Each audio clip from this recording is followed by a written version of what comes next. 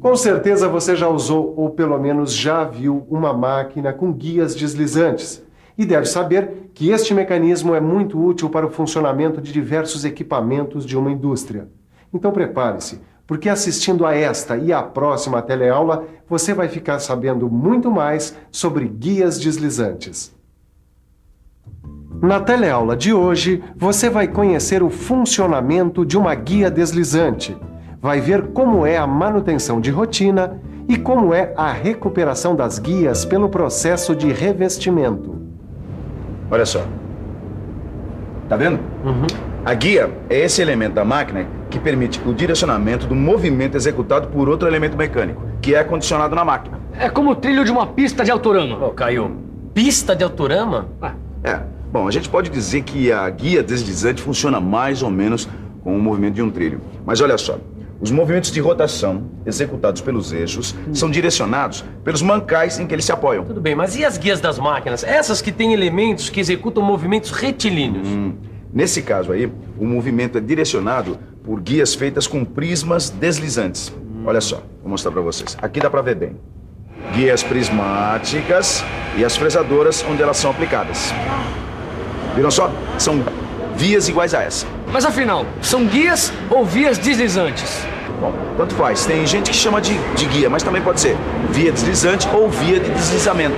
As vias deslizantes estão sujeitas a vários tipos de falhas, como desgaste por abrasão, ou ainda por solda frio, sinterização ou vitrificação.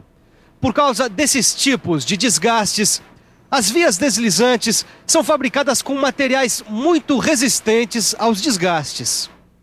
Um dos materiais mais usados na fabricação de guias deslizantes é o ferro fundido, já que além de muito resistente, o ferro fundido permite a formação de vias brandas ou duras, conforme a necessidade da máquina ou equipamento. No caso das vias duras, elas são tratadas por chama ou indução e depois retificadas. E os carros usados nas vias deslizantes? Exatamente, como é que eles são emparelhados? Bem, existem algumas possibilidades, mas o melhor mesmo é a gente ver isso de perto.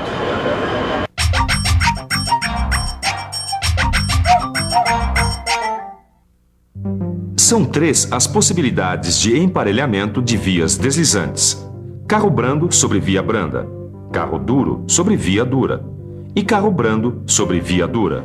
Dessas possibilidades, a mais conveniente é o emparelhamento do carro brando com a via dura. Não entendi por quê. Porque o carro brando, sendo uma peça menor, ele funciona como uma peça de desgaste. Ah, eu entendi. Ele acaba preservando a via deslizante.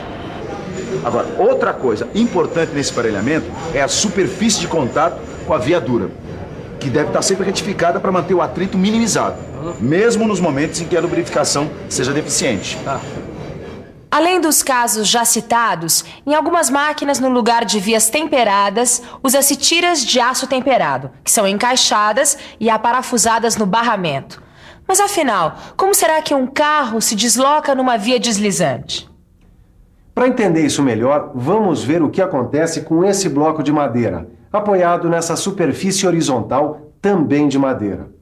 Quando eu tento deslocar o bloco para cá, surge entre as superfícies de contato uma força de atrito estática, que se opõe ao movimento do bloco. Essa força vai adquirindo valores cada vez mais crescentes, que vão de 0 newton até um valor máximo. É a etapa de arranque, só que agora o bloco é sujeito à força de atrito dinâmico de deslizamento, que é menos intensa do que a força de atrito estático máxima. Aí, quando a força de atrito atingir o valor máximo, o bloco começa a se deslocar. Da onde se conclui que é mais difícil fazer um corpo começar a se movimentar sobre uma superfície do que manter o movimento do corpo depois que ele já começou. Mas você quer dizer o que com isso? Calma aí. Eu quero dizer o seguinte, que além das forças de atrito dinâmico e estático, existe também a força de rolamento. Força do quê? Força de rolamento. É uma força que aparece sempre quando um corpo rola sobre o outro sem deslizar. Mas e essa força, ela também é forte? No entanto, acontece como os pontos de contato entre o corpo rolante e a superfície na qual ele se apoia é sempre muito pequeno, a força de atrito de rolamento é de pequena intensidade. De fato, a força de atrito de rolamento é muito menor do que a força de atrito de deslizamento, seja ela estática ou dinâmica. É por essa razão que, sempre que possível, a gente utiliza corpos rolantes nas máquinas, uma vez que é melhor lidar com o atrito de rolamento do que com o atrito de deslizamento, seja ele estático ou dinâmico. Justamente tendo como base todos esses argumentos que a gente acabou de ver, foram desenvolvidas as vias deslizantes rolamentadas. Inicialmente, elas foram usadas em máquinas de medição e atualmente estão presentes até em máquinas CNC. As vias deslizantes rolamentadas oferecem várias vantagens em termos de eficiência. A espessura da película de óleo de lubrificação é praticamente constante entre as esferas de rolamento e as guias. Em velocidades pequenas, de até 1 milímetro por minuto, as guias não deslizam por solavancos. E ainda, o nível da mesa permanece invariável, já que não existe variação da camada de lubrificante. Olha, uma outra coisa importante é a proteção das vias deslizantes em máquinas de usinagem. Dá até pra imaginar por quê. É lógico, ó, com tanto óxido metálico, cavacos e partículas abrasivas, pode estragar com facilidade as guias. É isso mesmo. Por isso que a gente deve proteger as vias deslizantes com esses foles tipo acordeon. E não existem outras opções de proteção, não? Existem sim. A gente também pode proteger as vias deslizantes com rodos ou raspadores de borracha que são pressionados contra o barramento. Agora que você já sabe o que é e como funciona uma via deslizante e um barramento, chegou a hora de saber como é feita a manutenção desses mecanismos nas indústrias. Um trabalho que tem como objetivo principal evitar desgastes. É claro que existe um tipo de desgaste que é normal, que surge do uso constante das máquinas e equipamentos. Mas o trabalho da equipe de manutenção é justamente fazer com que esse desgaste não seja maior do que o de rotina. Bem, para a gente evitar esse desgaste maior, a gente sempre precisa fazer inspeções periódicas, verificando a folga das vias deslizantes. Peraí. E se precisar ajustar? Se precisar ajustar, a gente usa uma régua como essa daqui, que a gente chama de régua de ajuste. Tá. Mas verificar também os protetores das vias deslizantes, para ver se eles precisam ser substituídos ou reparados. Mas peraí, uma coisa. O sistema de lubrificação, ele também necessita de uma manutenção? Exatamente, era o que eu ia dizer agora. A gente precisa sempre verificar se eles estão desobstruídos, porque são eles que mantêm as vias deslizantes constantemente lubrificadas.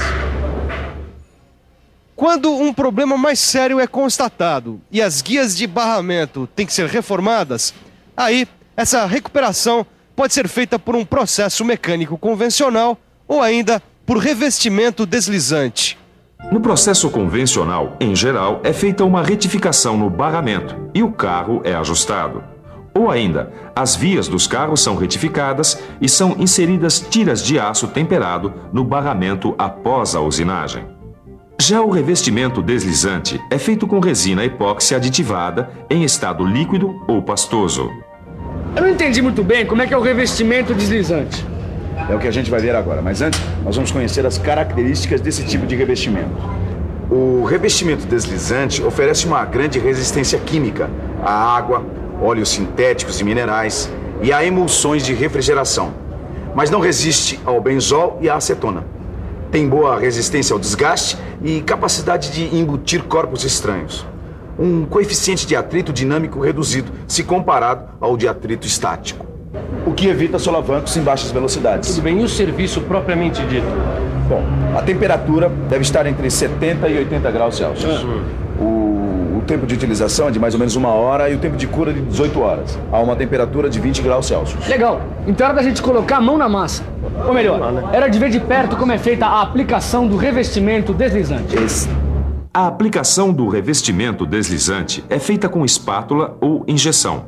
No caso da aplicação com espátula, a gente coloca o carro sobre o barramento para obter a moldagem adequada. Quando a camada endurecida estiver pronta, a gente abre os canais de lubrificação e, se necessário, rasqueteia. E uma outra vantagem do revestimento deslizante é que ele permite o conserto de falhas causadas por excesso de atrito ou por falhas de usinagem.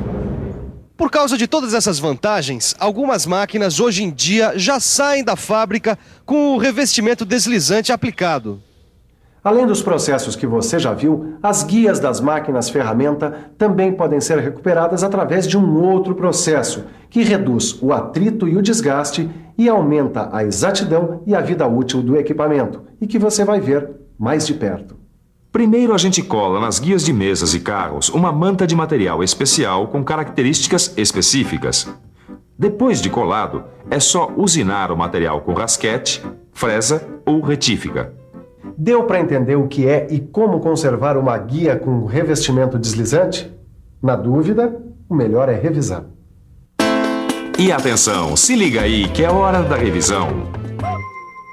Na teleaula de hoje, você viu que a maior parte das guias deslizantes é feita de ferro fundido. Viu que as máquinas CNC têm guias deslizantes com corpos rolantes, chamadas de rolamentadas.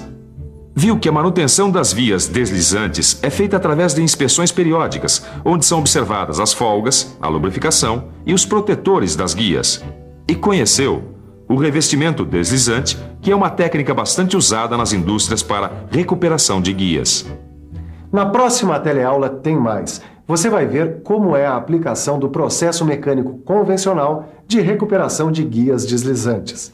Bons estudos e até lá!